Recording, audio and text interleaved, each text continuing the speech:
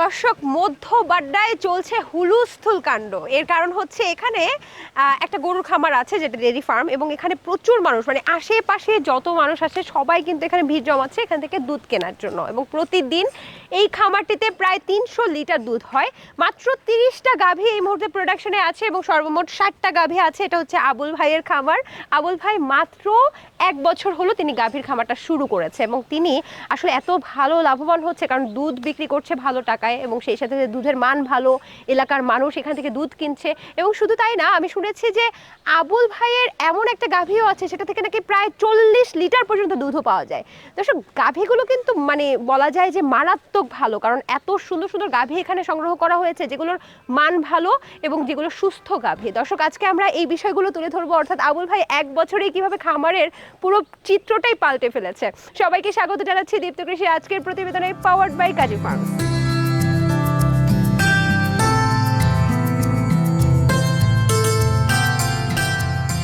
আমার নাম মোহাম্মদ আবুল হোসেন।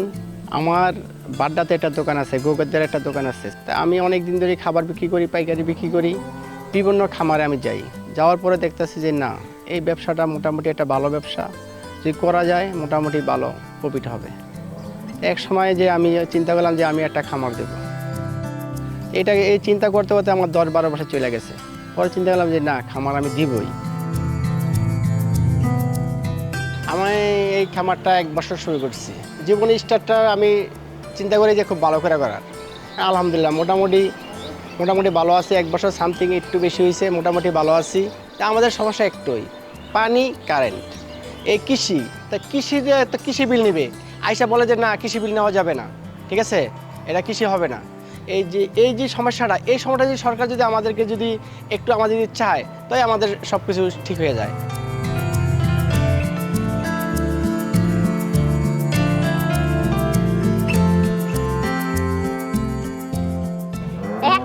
গাভী 42 লিটার দুধ দেয়, এবং এই সেই গাভী যেটার কথা আমরা প্রথমেই বলেছি, এবং গল্পটা তো শুনলেন আবুল ভাইয়ের।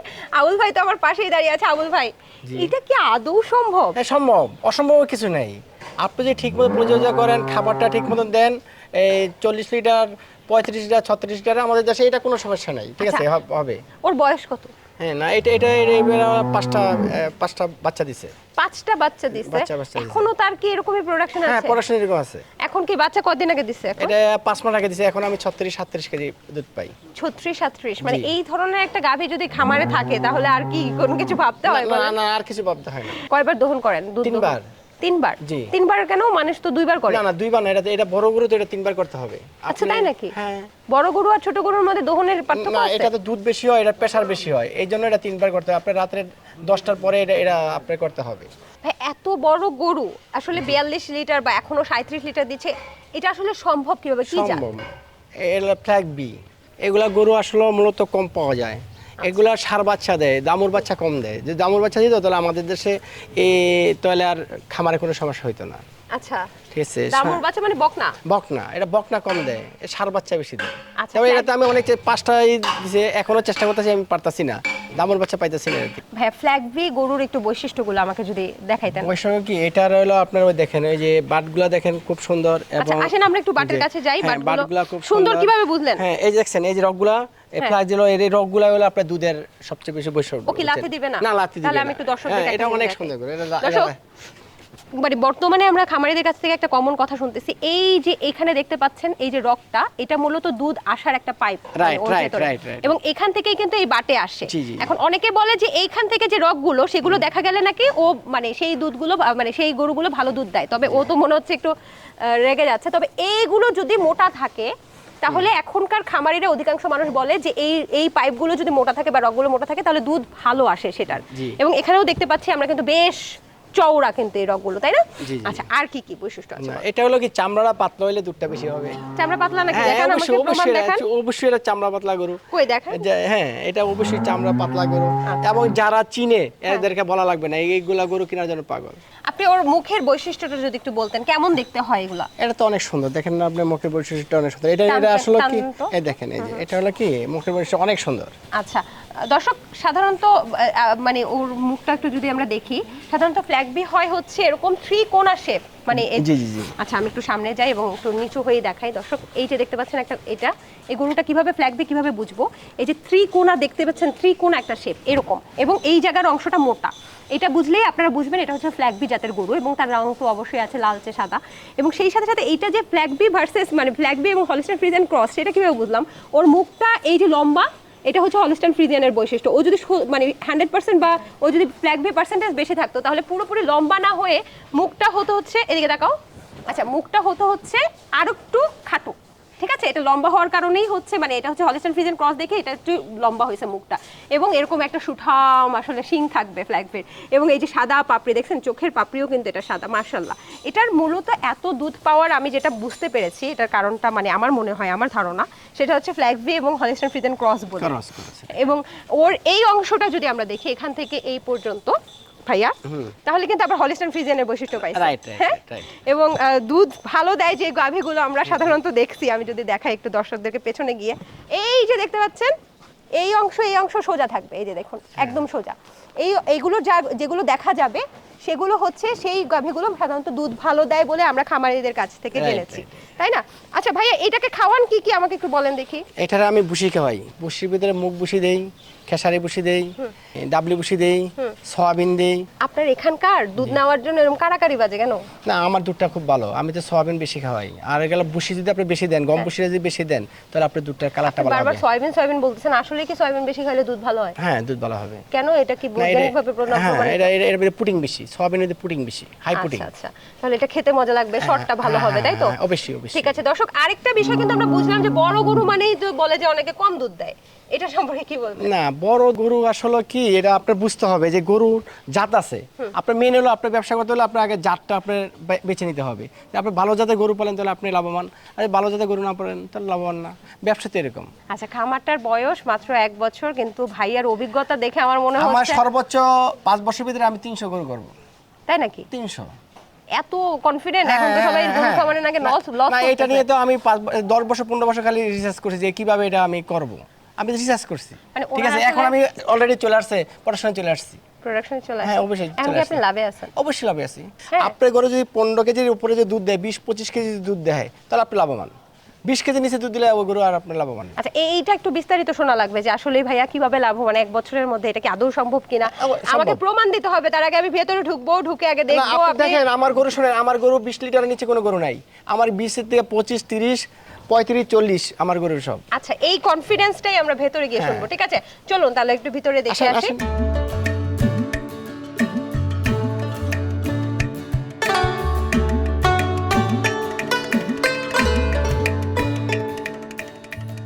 ভাইয়া, খাবার তো বলা যায় যে মোটামুটি ভালোই। সবচেয়ে ভালো হচ্ছে আপনার যতগুলো গরু আমি দেখতেছি, সবগুলো গরুই একদম ভালো পার্সেন্টেজের, ভালো কোয়ালিটির গাভী। জি। এখন 1 বছরের মাথায় এতগুলা গাভী নিয়ে শুরু করলেন আপনি? না, 1 বছরও না, এটাই খামারটা আমার এক আঙ্কেলের ছিল। আঙ্কেলের সর্বোচ্চ 20 বছর ধরে এই খামারটা করে। হ্যাঁ, খুব সুখী একটা মানুষ ছিল, ঠিক আছে? পরে অসুস্থ হয়ে যাবে, আমার আবার সাকিব এন্টারপ্রাইজ বুসির দোকান আছে, আমাকে বলো যে তুমি তো আমাদের টাকা পাও, তুমি খামারটা নিয়ে যাও। আর আমি আজকে 10 বছর ধরে আমি একটা দিতেছি যে আমি একটা খামার করবো গেরা, এটা আমি খুব একটা পরিকল্পনা করতেছি। বিভিন্ন জায়গায় যাই, বিভিন্ন গরু দেখি, আইডিয়া নেই, ঠিক আছে? আইডিয়া নিতে বললাম যে ঠিক আছে, তাহলে আমাকে 3 মাসের সময় দেন। আপনি আমাকে 3 মাসের সময় দিছে, এই 3 মাসের ভিতরেই আমি আর কি এই খামারটা নিচ্ছি। নেওয়ার পরে কিছু গরু ছিল খারাপ, ওগুলো আমি বিক্রি করে দিছি। আবার নতুন কিছু গরু আমি আনছি বাছাই করে, যে জায়গায় শুনছি বাছাই করে কি গাভী নিছেন? হ্যাঁ, গাভী দিছি, যে শুনছি যে ভালো একটা গাভী আছে, আমি গেছি, গিয়া দেখছি যে না এটা আমার পছন্দ হয়, পরে ওই গাভীটা আমি কিনে নিয়ে আসছি। তারপর কি ভালো রেজাল্ট পাইছেন? অবশ্যই। আপনি যদি চিন্তা আনতে পারেন কোনো সমস্যা নাই। এখন তো অনেকে ভাবে যে ভাই হচ্ছে নতুন একটা পুরো খামার কিনে ফেলছে, আমিও কোনোখানে বিক্রি করলে পুরো খামার কিনি। সাধারণত এটা ভাইয়ের লাকে পড়ে গেছে, এন্ড সবাই কি এটা করতে পারবে বলেন? না, সবাই এটা করতে পারবে না। আমার তো হলো 10 বছরের এক্সপেরিয়েন্স। এর আপনি তো বললেই যে কোনো একটা জিনিস করতে পারবেন না, এটা সময় লাগবে, সময় নিয়ে করতে হবে। আচ্ছা ভাই, আপনি আমাকে একটু বলেন তো, এখানে আমি বিভিন্ন ধরনের গরু দেখতেছি, এখন এখানে সর্বোচ্চ লিটার তো বললেন 42 লিটার, সর্বনিম্ন কত দেয়? আমার 16-17 নিচে কোনো গরু নেই। আচ্ছা, তাহলে আমাকে একটু বলেন তো, কোনো গরু এরকম হয় যে 20 লিটারে কম দুধ দিতেছে, তাহলে কি আমি রাখবো না? না, এটা আমি রাখবো না। কেন রাখবো? এটা রাখবো না কেন? এটা আমি এই 20 লিটার নিচে দিলে লস। দেখা গেল যে নতুন আপনি গরুটা বিয়েছে, আপনি 2 মাস 3 মাস 16-17 লিটার দুধ দিলে, এটা তো 4 মাস পরে গিয়ে 6 লিটার 7 লিটার দুধ দিবে। কারণ আমি তো খাওয়াই 800 টাকা, ও আমার তো এটা পোষাবে না। আচ্ছা, তাহলে একটা গরু মানে গাভীর কথাই বলছি, জি। সর্বোচ্চ প্রোডাকশন কত বিয়ান পরে দেয়? এটা 3 বছর, 2টার পরে তৃতীয় আপনার সর্বোচ্চ প্রোডাকশন। তারপরে আর কত বছর এটা ধরে রাখবে? এটা আর 2টা ধরে রাখবে, সর্বোচ্চ 5টা ধরে রাখবে, পরে আস্তে আস্তে এটা নিচে গ্রোথ কমে আসবে। এরপরে আপনি রিজেক্ট করবেন? হ্যাঁ অবশ্যই রিজেক্ট হবে। 5টা 6টার পরে রিজেক্ট। যদি দেখি যে গরুর কোয়ালিটি ভালো তাহলে রিজেক্ট করবো না। যদি দেখি যে আমার 25টা দুধ 30টা দুধ হয় তাহলে রিজেক্ট করবো না। যদি এই যে 15টা 20টা চলে আসতে বা গরুর অবস্থা কাহিল তাহলে রিজেক্ট করে দিব। আচ্ছা, একটু বলছিলাম যে এটাকে আমরা দেখে মোটামুটি ভাবে একটু আন্দাজ করতে পারছি যে এটা হলিস্টাইন ফ্রিজিয়ান ক্রস হচ্ছে শাহিওয়াল। জি জি। এবং আমরা একটু জানতে চাই যে শাহিওয়াল তো মাংসের জন্য খুবই ভালো, জি। কিন্তু হলিস্টাইন ফ্রিজিয়ানের সাথে ক্রসের পর হ্যাঁ, cross। আসলে এর যে বাচ্চাগুলো পাবো সেটার কোয়ালিটি কেমন এবং এটা আসলে দুধ কেমন দেবে? আসলে এটা 20টা 22টা, সর্বোচ্চ 20-22টা দিবে, আর বেশি দিবে না। 22 লিটার? 22 লিটার দিবে। তো এগুলার কেমন লিটার? এই যে আমরা এটা মনে হয় বিয়ানে আছে নাকি জি, পেছনে? এটা 25, 26, 27। এটা কি এনাফ? আমি তো শুনছি যে হলিস্টাইন ফ্রিজিয়ান নাকি 35 লিটারের দুধ দেয়। না, 35 আপনার গরু বুঝা, গরু ভালো হলে 35 লিটার হবে। এটা অরিজিনালি 28 লিটার পাইছি আমি। পেটে বাচ্চা হ্যাঁ, আছে? পেটে বাচ্চা আছে। কত মাস চলে? এই 6 মাস? না, 4 মাস চলে এটা। 4 মাস চলতেছে। এখন 25টা দুধ দেয়। এখন 25 লিটার পেটে বাচ্চা থাকা অবস্থায়। তাহলে বাচ্চা হওয়ার এক সপ্তাহ পরে কত লিটার দেবে? ওই 27-28। 27। মানে আমরা যদি বলি যে এভারেজ হলিস্টাইন ফ্রিজিয়ান কেমন দুধ দেয়, তাহলে সেটা হচ্ছে অবশ্যই। আচ্ছা ভাই, এটার উত্তরটা আপনি দেন যে এভারেজ একটা হলিস্টাইন ফ্রিজিয়ান কত লিটার দুধ দিলে পরে এটা ঠিকঠাক আছে? এভারেজ 15 বাচ্চা লিটার। হওয়ার এক সপ্তাহ পরে? না, বাচ্চা হওয়ার এক সপ্তাহ পরে যদি আপনার 25 লিটার দুধ দিলে ঠিক আছে। হলিস্টাইন ফ্রিজিয়ান জি। আর একটু বেশি দেওয়ার কথা না, না? বেশি আপনার বিট দেখা, বড় ছোট দেখা গরু তো এমন কি বড় কি যেমন বেশি আমার দেয়? ওই পাশে একটা গরু আছে, ওটা আপনার ফ্রিজিয়ান বলছে, ওটা দুধ হলো 41 লিটার 40 লিটার দেয়। হ্যাঁ, আপনি গরুর গ্রোথ দেখা বা গরুর ওজন দেখা বোঝা যাবে যেটা। এইটাই তো জানতে চাচ্ছি। ওইটা 41 লিটার দেয়, এইটাও হলিস্টাইন ফ্রিজিয়ান, এইটা দেয় 25 লিটার। এইটা কেন আসলে? বড় মানে বড় গরু কি বেশি দুধ দেয়? হ্যাঁ অবশ্যই বড় গরু বেশি দুধ দেয়। আচ্ছা। এটা সাইজ বড় হলে এটার ওয়েট বেশি, এটা খাবার খায় বেশি, এটা দুধও তো বেশি হবে। আচ্ছা ঠিক আছে, এখন কতগুলো গরু প্রোডাকশনে আছে ভাই? আমার এখন আসলে 14টা গরু প্রোডাকশন আছে। 14টা থেকে 300 লিটার, তার মানে এভারেজে যদি বলি আমরা 13 থেকে 14 লিটার দুধ জি পাচ্ছেন। জি জি জি। আমার এভারেজ আমি 14 লিটার দুধ পাই। কিন্তু এই যে বলতেছেন এটাতে বিক্রি করতেছেন, তাহলে কতদিন মানে কত টাকার প্রতিদিন? প্রতিদিন আমি বিক্রি করতেছি 22,000, 23,000, 24,000 টাকা। জি, জি। 24,000 টাকা। কত জি। লিটার করে বিক্রি করতেছেন এই বাজারে? আমি তো 80 টাকা বিক্রি করি পাইকারি, আর খুচরা বিক্রি করি আমরা 100 টাকা কেজি। আচ্ছা, খুচরা। এবং আমি দেখতে পাচ্ছি যে পরিমাণ মানুষ আসলে ঢুকছিলাম, আর মানুষের আসলে টানাটানি যে ভাই দুধকে দিয়ে দিছেন না, আমাকে দেন, আমাকে দেন। এখন তো দুধ দিতে পারতাছি না, এখন অনেক গরম না, এই 2 মাস দুধের খুব চাহিদা। আচ্ছা, এখন গরম পড়ছে তো গরুতে দুধ কম দিতেছে। যে গরুটা আপনার 25 লিটার দুধ দিবে, এখন এটা দিবে 20 লিটার 22 লিটার, 3 লিটার 4 লিটার দুধ কম হবে এই 2 মাস। শীতকালে কি দুধের পরিমাণ হ্যাঁ, বেশি থাকে? শীতকালে দুধের পরিমাণটা বেশি হয়, এখন একটু সমস্যা। প্রতিদিন যদি আপনি 23 থেকে 25,000 টাকা ইনকাম মানে বিক্রি করেন দুধ, তাহলে এইটারে খাওয়াইতে প্রতিদিন কত টাকা লাগে এগুলো? এরা আমার যদি 25-26 হাজারটা বিক্রি করি তাহলে আমার 17,000-16,000 টাকা প্রতিদিন খরচ আছে। খাদ্য আছে, জি। খাদ্যের খরচ। তার মানে এখানে আবার একটা কথা আছে, আপনারা ভাবতে পারেন তাহলে মাত্র 17 যদি বলে বা 16,000 টাকা বলে, 17, 18, 19, 20, 21, 22, 23, মানে মাত্র 7,000 টাকার জন্য এত কষ্ট করবো? প্রতিদিন 7,000 টাকা? জি, প্রতিদিন 7,000। প্রতিদিন 7,000 টাকা? 7,000 বেশি হয়, 8,000 হয়। 8,000 হয়? হ্যাঁ, 8,000 হয়।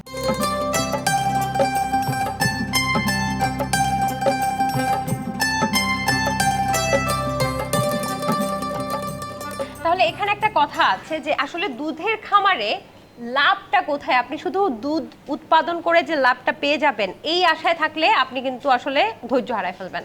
আপনার লাভটা হচ্ছে বাচ্চায়, এক একটা বাচ্চা, হ্যাঁ বাচ্চা। জি, আমার বাচ্চা আছে তো এই জন্যই তো আমার লাভবান। এক একটা বাচ্চা মানে বছরে কয়টা বাচ্চা পাওয়া যায়? বছরে ধরেন যদি আপনার 60টা গরু থাকে, বছরে আপনি 40টা বাচ্চা পাবেন, মিনিমাম 40টা 42টা বাচ্চা পাবেন। 42টা বাচ্চা, এক একটা বাচ্চা কত দিয়ে সেল করা যেতে পারে? আপনার ভালো বাচ্চা হলে তো 1 লাখ টাকা সেল করা যাবে, ছোট বাচ্চা 1 আর লাখ। নাইলে 50,000, 40,000। শুধু ষাঁড় গরু বিক্রি করবে কিন্তু বকনা কিন্তু বিক্রি করবে না, না কেন? না, আমি বকনা ভালো বকনা বিক্রি করবো না। কেন? একটা যে 2 লাখ টাকা করে বিক্রি করবো না, ওটা তো আমি রাখবো। আমার গরুতে অনেক গরু ভালো, আমি ওগুলো বকনা বিক্রি করবো না। যে দেখা গেলো যে এই গরুটা গাভিন হইলে বাচ্চা দিলে কনসেপ্ট করলোই এটার দাম 4 লাখ 5 লাখ টাকা, তাহলে আমি কেন বাচ্চা বিক্রি করবো? একটা নতুন খামারে কয়টা গরু দিয়ে শুরু করবে আর কিভাবে 4-5টা টোটকা দেন আমাদেরকে। না, একটা নতুন খামারে লাভ আমি করবে আগে অভিজ্ঞতা নিতে হবে, খামার করলে লাভবান হবেন না। আপনার আগে অভিজ্ঞতা নিলাম, ধরেন তারপরে অভিজ্ঞতা নিলে আপনার ফাইন্যান্সটা হলো আপনার নিজে লাগবে, ক্যাশটা আপনার নিজে লাগবে। যে আপনার কাছে টাকা নাই, আপনি দেখা যায় এক জায়গায় লোন করলেন 10 লাখ 20 লাখ টাকা, বুঝছেন, এই টাকা সব দিয়ে দিলেন, তাহলে আপনি লাভবান হবেন না। আস্তে আস্তে আপনি ওই কিস্তি দেওয়ার পরে আপনার আর গরু নেই খামারে, আসলে দোষ পরে গরু তো নাই। এইটা হলো, বুঝছেন, যে ফাইন্যান্সটা আপনার নিজের হতে হবে। আচ্ছা, তাহলে আপনি ধীরে ধীরে আস্তে আস্তে আপনি আগাইতে পারবেন। আচ্ছা, প্রেগনেন্ট অবস্থায় গাভীর যেটা সমস্যা সেটা হচ্ছে মাঝে মাঝে ঘন ঘন পাতলা পায়খানা হয়ে যায়, এবং অতিরিক্ত পাতলা পায়খানা যেটা হতে পারে গাভীর বাচ্চাও কিন্তু নষ্ট হয়ে যাওয়ার বা মিসক্যারেজ হওয়ার সম্ভাবনা থাকে। যদি আমরা যখন অনেক লোকে কস্তুরি খাওয়ায় বা গাছটা ঠিক মতো খাওয়ায় না, ঠিক আছে, খাবারের মধ্যে ট্রাবল হতে পারে, বুঝছেন, ওই জন্য পাতলা পায়খানা করে। আচ্ছা, তো এটার নিরাময় হিসেবে আপনি কি দেন? আমি পাতলা পায়খানা আমার গরু মূলত কম করে, বুঝছেন, বেশি একটা আমার গরু পাতলা পায়খানা করে না। আমি পরে একটু খাবারটা একটু টাইট দিই, যে খাবারটা পানি কম দিই, পানিটা যদি কম দেন আপনি দেওয়া যায় গরুটা আস্তে আস্তে ঠিক হয়ে যাবে। আচ্ছা, ওইটাও একটা টেকনিক। আপনি যদি বেশি করে পানি দেন আপনার গরু পাতলা পায়খানা করবে। আপনি খাবারটা একটু ই করে দিতে হবে, বুঝছেন, শক্ত করে দিতে হবে। বাচ্চাকে অতিরিক্ত দুধ, মানে বাচ্চাকে যদি গাভীর সাথে সবসময় রাখেন এক সপ্তাহ পরেও, তাহলে নাকি অতিরিক্ত দুধ খাওয়ার পরে বাচ্চারও পাতলা পায়খানা হয়। তো সেক্ষেত্রে বাচ্চাকে কিভাবে দুধ খাওয়াচ্ছেন? আপনি যদি ওইটা না বুঝেন তাহলে আপনি কিভাবে খামার করবেন? আপনি বুঝতে হবে যে আপনার বাচ্চাটা আপনি একটু কম করে খাওয়াতে হবে। আচ্ছা, একদম শেষ মুহূর্তে ভাই আপনি বলেন তো, আপনি তো ওই যে ছিলেন হচ্ছে মালয়েশিয়া নাকি? আর মালয়েশিয়া থেকে এসে গরুর খামারের মালিক? না, আমি আমার সাকিব এন্টারপ্রাইজ, আমার প্রথম হলো ভুসির দোকান। ভুসির দোকান, তারপরে গরু করলেন। জি জি। এখন মালয়েশিয়ায় ওই কঠোর পরিশ্রম করে কি পরিমাণ আয় করতেন আর এখন কি পরিমাণ আয়? না, ওইটা তো আসলে আমাদের দেশের আমাদের যেই লোক এরা তো বুঝে না, যে মনে করে যে 6 লাখ টাকা আমি মালয়েশিয়া গেলে বোধহয় খুব ভালো একটা আমি প্রফিট পাবো, আসলে না। আর আমাদের দেশেই তো অনেক প্রফিট আছে। 6 লাখ টাকা দিয়ে গরু কিনতে পারেন। আপনি 6 লাখ টাকা বাছুর কিনেন, আপনি 6 লাখ টাকা দিয়ে আপনি 12টা বাছুর কিনে আপনি পাললে এটা তো 1 বছর পরে আপনার 12টা বাছুর আপনি 12 লাখ টাকা 16 লাখ টাকা বিক্রি করতে পারবেন। আপনি এদিকে আসেন, আপনি কেন ভাই দৌড়াবেন মানুষের কাজ করতে যাবেন? আপনার কাজ মানুষ করবে। মানে বাইরে ভালো আছে, বাইরে ভালো আছে, আসলে বাইরে ভালো নাই, আমাদের দেশই ভালো আছে। বাইরে কি ভালো থাকা যায় ভাই? না, বাইরে অনেক কষ্ট ভাই, পাক করে খাইতে হয়। রাত্রে 12টা বাজে ডিউটি দেওয়ার পরে পাক করে খাইয়া পরে শুই, আবার সকাল 7টা বাজে ডিউটি কি ধরেন অনেক দূর যেতে হয়, 5 মাইল 10 মাইল দূরে গিয়ে গাড়ি দিয়ে গিয়ে পরে ডিউটি করতে হয়। কাট পাস করি, দেরি হইলে আবার লেট, টাকা মাসের পরে টাকা কাটে। আবার একদিন অ্যাবসেন্ট করছি, 2 দিনের টাকা দেয় নাই, বাড়ি থেকে ফোন দিয়েছে টাকা পাঠাও টাকা তো কাটতে নিয়ে গেছে কোম্পানি। এমনকি ওখান থেকে ভালো আয় করতে অনেক ভাই, আমার নিজের কাজ করে তো অনেক ভালো জিনিস। 5 লাখ টাকা যাওয়া যায়। তো ওইটা না গিয়ে তো আমি যে 5 লাখ টাকা খরচ করে যাবো, এই 5 লাখ টাকা আমি দেশে ইনভেস্ট করতে পারি। আচ্ছা, আপনি আমার একটা সহজ হিসাব দেন, ওখানে আপনি মাসে কত টাকা আয় করতেন? ওটা সর্বোচ্চ আমি যে টাইমে ছিলাম ওই টাইমে সর্বোচ্চ 20,000 টাকা আয় করছি। 20,000 টাকা? অনেক কষ্ট। দর্শক, আর আবুল ভাই 7 থেকে 8,000 টাকা দিনে আয় করেন এখন। এবার মাসে আপনারা হিসাব করে নেন, তাহলে ব্যতিক্রমটা কি? মানে আমার খুব খারাপ লাগে জানেন, প্রবাসী ভাইদের সাথে আমার বিভিন্ন প্রোগ্রামে কথা হয়, প্রবাসী ভাইরা না দেশে চলে আসতে চায়, কিছু একটা করতে চায়। এখন গরুর খামার করে আবার আমরা কতদিন শুনছি যে গরুর খামার করে লস হয়। লস না, আপনার পরিকল্পনা ভালো থাকতে হবে। তাহলে প্রবাসী ভাইদের উদ্দেশ্যে কিছু বলেন না আপনি? না, আমি প্রবাসী ভাইদেরকে বলি যে যারাই আমাদের অভিভাবক আছে এদেরকে বলি যে আপনাদের ছেলেদেরকে আপনি পজিশন দেওয়াইয়া গরু খামার করেন, ঠিক আছে? অল্প টাকা প্রথম শুরুটা করেন, স্টার্টটা করেন ছোট করে, আস্তে আস্তে অভিজ্ঞতা নেন, অভিজ্ঞতার পরে আপনি সফলতা পেয়ে যাবেন। ঠিক আছে, আপনার কাছ থেকে অনেক কিছু জানলাম এবং আমার কাছে খুব ভালো লেগেছে যে খুব উদ্দীপনা আমিও পেয়েছি যে খুব অল্প টাকা দিয়ে কিন্তু সম্ভব আসলে গরুর খামার শুরু করা। একটা গরু থেকে লাখপতি। আমারই একটা কাস্টমার, আমার সাকিব এন্টারপ্রাইজ, আমার বুসির দোকান, একটা গরু দিয়ে আজকে আবার 20-22টা গরু এবং বাড্ডাতে জায়গা রাখতে চেষ্টা করতেছে, দেশে অনেক জায়গা রাখছে একটা গরু দিয়া। আমি মনে করি হ্যাঁ সফল খামারি। হ্যাঁ, নিজের নামটা লিখতে পারে না, হ্যাঁ নামটাও ভালো করে বলতে পারে না, একটা গরু দিয়ে এখন 1 কোটি টাকার উপরে মালিক আছে। মাশাআল্লাহ। তা কেন যাবেন মালয়েশিয়াতে? কেন দুবাই গিয়ে পড়ে থাকবেন? কেন কাতার গিয়ে পড়ে থাকবেন? ভাই আপনাকে অসংখ্য ধন্যবাদ, খুব ভালো লাগলো আপনার কথা শুনে। আপনি ভালো থাকবেন। কৃষি বিষয়ে যে কোনো তথ্য জানতে ও জানাতে লিখতে পারেন এই ঠিকানায়। দীপ্ত কৃষি, প্লট 7/A/গ, তেজগাঁও শিল্প এলাকা, ঢাকা 1208। আপনারা চাইলে ইমেল করতে পারেন krishi@dipto.tv এই ঠিকানায়, অথবা ফোন করতে পারেন 0178-768-2832 নম্বরে। শুক্রবার ছাড়া প্রতিদিন সকাল 9টা থেকে বিকেল 5টা পর্যন্ত। দর্শক, একটা বিষয় একটু বুঝেন, যারা প্রবাসে যাওয়ার চিন্তা করছেন বা যারা প্রবাসী ভাইরা দিনের পর দিন রেমিটেন্স যোদ্ধারা যারা কষ্ট করছেন, দেখুন বাইরের কান্ট্রিতে গিয়ে অন্যের গরুর খামারের গোবর ফলার থেকে দেশে ফিরে আসুন, দেশে এসে নিজের গরুর খামার করেন, এখানকার নিজের গরুর খামারের গোবর ফালান, দেখবেন যে এখানে কিন্তু অসম্মানের কিছু নাই। নিজের জিনিস মানে এটা আপনার সম্পদ। দর্শক, আবুল ভাই তো তার ভাগ্য বদল করছেন, এবং একটা বিষয় হচ্ছে একটা গরু দিয়েই শুরু করেন, এখন গরুর খামার অনেক অত্যাধুনিক করতে হবে এরকমও না, চারপাশে খোলাবেলা করেই আপনি শুরু করেন, দেখবেন একবার না একবার সফলতার মুখ আপনি দেখবেনই ইনশাল্লাহ। আজকের মতো আমি সমৃদ্ধি বিদায় নিচ্ছি দীপ্ত কৃষির প্রতিবেদন থেকে, পাওয়ার্ড বাই কাজী ফার্মস।